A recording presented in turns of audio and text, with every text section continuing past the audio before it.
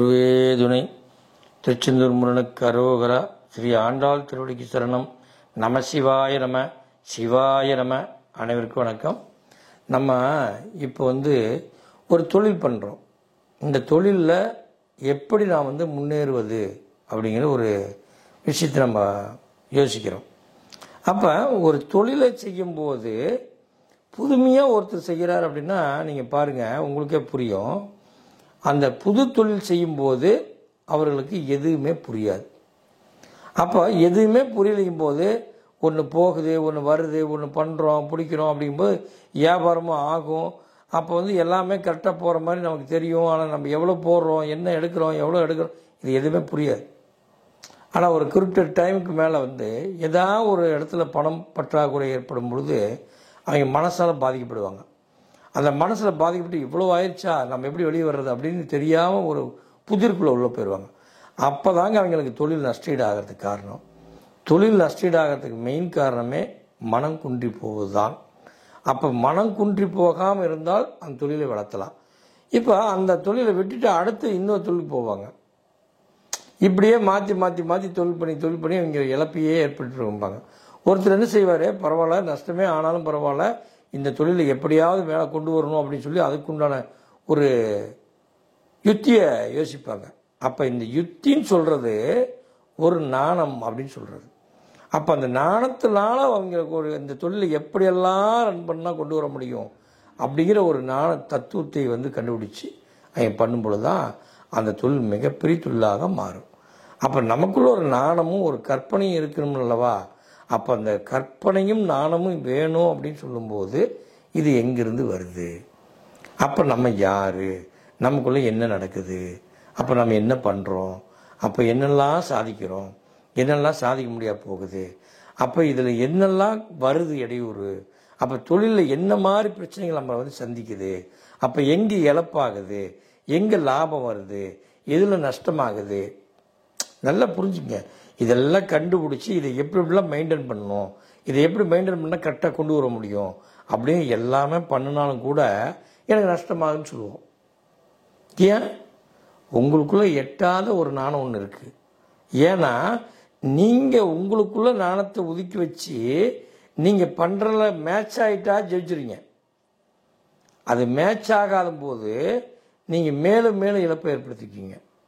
இது காரணம்னா நீங்கள் உடனே ஜோசிட்டு போவீங்க. ஜோசியர் சொல்லுவார், இப்போ சரியில்லை, நீ நடத்த வேண்டாம்.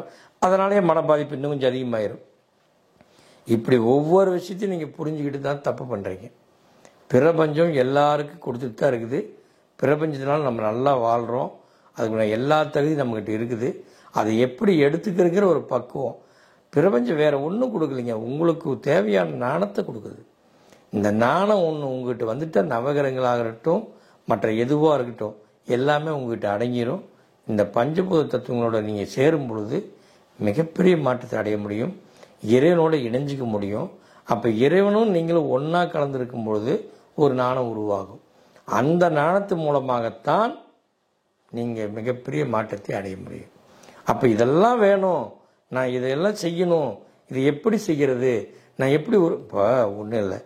மாங்காய் மரம் வச்சா என்ன பண்ணுது, மாங்காய் காய்க்கும். தேங்காய் மரம் வச்சா தேங்காய் காய்க்கும். அது எப்போ காய்க்கும், அதுக்குள்ள காலகட்டங்களை எடுத்துக்கிட்டு காய்க்கும். அப்போ மாங்காய்க்கு உண்டான பருவங்கள் எவ்வளோ உயரம் மரம் வளரணும், எவ்வளோ நாள் ஆகணும், அப்போ மாங்காய் காய்க்குது. அப்போ தேங்காய் மரம் எவ்வளோ நாள் ஆகுது, தேங்காய் காய்க்குது. அப்போ இப்படியெல்லாம் இயற்கையில் இருக்கிறது. அதது வேலையை அதது செய்யறதுக்கு உண்டான எல்லா தகுதியும் இந்த பூமி இயற்கை கொடுத்துருக்குது. அப்போ நீங்கள் மட்டும் ஏங்க உங்களை சாதிக்கிறதுக்கு உங்களுக்கு என்ன கொடுக்கணும், என்ன கொடுத்தா உங்களுக்கு வளரும், அப்போ நாணத்தை கொடுக்கும். அந்த நாணத்தை வளர்த்திக்கணும்னா ஒரு குருட்டு நாளாவது ஒரு மன ரீதியான பிரச்சனைகள் இல்லாமல் மனத்தெளிவோடு இருந்தீங்கன்னா தான் அந்த நாணம் உங்களுக்கு புரியும். இதைத்தாங்க நான் சொல்கிறேன். இந்த நாணத்தை ஒன்று நீங்கள் புரிஞ்சுட்டு உங்கள் வாழ்க்கையில் உட்கார ஆரம்பிச்சிட்டிங்கன்னா நீங்கள் செய்கிற பிஸ்னஸ் ஆகட்டும், நீங்கள் செய்கிற தொழிலாக இருக்கட்டும், நீங்கள் என்ன வேணால் சரி, எல்லாமே நீங்கள் ஜெயிக்க முடியும்.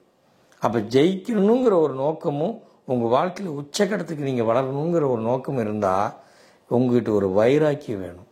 அந்த வைராக்கியமும் தன்னம்பிக்கை இருந்துச்சுனாவே நீங்கள் எங்கேயோ போயிடுவீங்க. அப்போ இதெல்லாம் போகணும், நான் ஜெயிக்கணும், நான் எல்லாமே பண்ண என்ன சார் பண்ணுறது, இதுக்கு என்ன விளக்கம், எதுவுமே தெரியாமல் நீங்கள் பாட்டி சொல்லிகிட்டே இருக்கிறீங்க. அதனால் எனக்கு இதுக்கு என்ன வழின்னு கேட்குறீங்க. ஒன்றும் இல்லைங்க. நீங்கள் அதாவது ஓப்பனாக சொல்கிறேன், நானாக சொல்லலை. கிரியா யோகங்கிறது மகாதர் பாபாஜியுடைய கிரியா யோகம். இந்த யோகத்தை இன்னைக்கு தமிழ்நாட்டில் பார்த்தீங்கன்னா நிறைய பேர் கொடுக்குறாங்க. அதை கொடுத்துல பெரிய அளவுக்கு வளர்ந்துருக்காங்களா அப்படின்னா நிச்சயமாக எல்லாத்தையும் சொல்ல முடியாது. அதனால் நம்ம கொடுத்ததில் பார்த்தீங்கன்னா இன்னைக்கு விஜய் நடிகர் பாடலாசிரியர்னு சொல்லுவாங்க, அவர் இன்னைக்கு நல்ல வளர்ச்சியில் இருக்கிறாரு. ரஜினிகாந்த் ஐயா எடுத்துக்கிறாரு பயிற்சி, அவர் இமயமலை எடுத்தார், அவருடைய வளர்ச்சி எப்படி இருக்குன்னு பாருங்கள். ஆப்பிள் நிறுவனத்துக்காரர் எடுத்துக்கிறாரு, அவருடைய வளர்ச்சி எப்படி இருக்குன்னு பாருங்கள். இதெல்லாம் இருக்குதுன்னு பார்க்கும்போது மிகப்பெரிய பிரபலத்தை ஏற்படுத்தக்கூடியது இந்த கிரியா. நம்மளை இந்த கர்மா விடுதலையாக்கி நம்மளை மிகப்பெரிய கோடீஸ்வரன் ஆக்குவதும், செல்வத்தை பெருக்குவதும், தொழிலை பெருக்குவதும், நம்ம வாழ்க்கையுடைய உச்சகரத்துக்கு கொண்டு போவதும் இந்த கிரியா மிகப்பெரிய ஒரு மருந்தாக தான் இருக்குன்னு சொல்ல முடியும். அப்போ உங்கள் உடலையே ஆரோக்கியப்படுத்திக்க முடியும். உங்கள் வாழ்நாளில் நீங்கள் என்ன செய்கிறீங்களோ அத்தனையும் நீங்கள் சாதிக்க முடியும். அப்போ சாதிக்கணுங்கிற ஒரு நோக்கம் இருந்தால் நிச்சயமாக நீங்கள் கிரியாவை எடுத்து பாருங்கள், வாழ்க்கையில் சிறப்பாக வாழலாம்.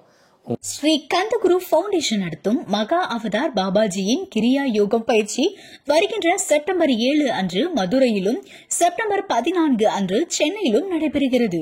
கலந்து கொள்ள விருப்பம் உள்ளவர்கள் 9842023346 என்ற எண்ணிற்கு தொடர்பு கொண்டு முன்பதிவு செய்து கொள்ளவும்.